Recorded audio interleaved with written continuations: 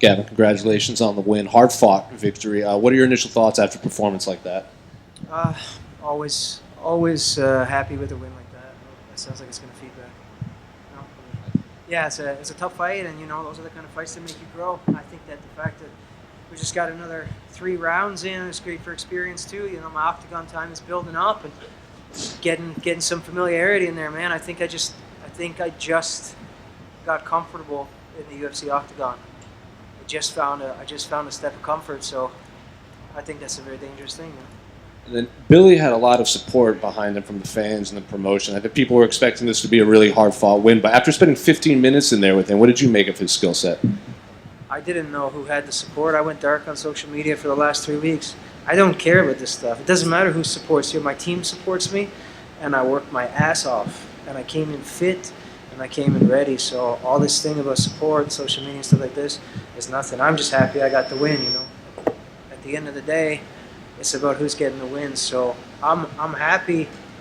I didn't have to do that job. He built the fight for me, and I just had to do my usual business.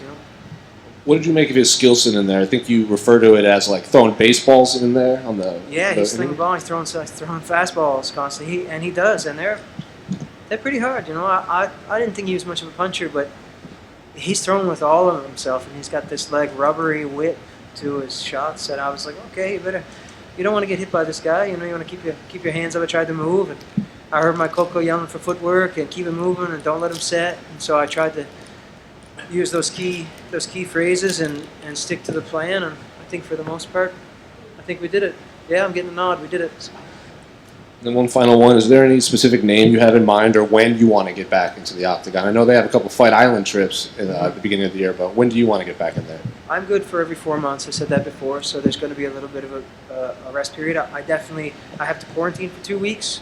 I'm hoping I can lock some of these guys up with me so we can just continue the training, continue the growth, and I'm down for whatever comes. There's been a lot of people asking that. I told them, I said the usual tendency is to get someone who's been in the UFC for a while with some experience. A lot of people brought up Alex Caceres to the point where I started bringing him up in interviews, and I think that'd be a fun fight. He's on a 3-fight win streak.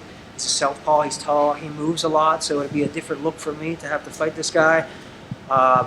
He's got a good right hook. He's movement, and he's got a lot of experience, right? And I'm just getting my footing on experience, so I think those kind of tests would be. Again, I don't mean this in any disrespectful way to Alex. I'm a fan. I really think the guy is a good human too. So that would be fun, and there's a long list of other guys as well, but that's out of my hands.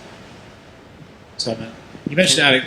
You said that he'd be a different style for you to face. Is that something you enjoy, finding unique looks and challenging yourself with them? Yeah, absolutely. As an athlete, you definitely want to go every route that you can and become as deep as you can be. As far as challenging stuff, we're going to see all kinds of stuff. You see all kinds of stuff in the gym when you have to spar different guys. And sometimes you see tough amateurs come in and beat the brakes off some pros for a round. But you have to be ready for whatever comes. And Alex moves around, goes backwards a little bit. He's very tricky. I think that would be something that would be very challenging, something I don't particularly like.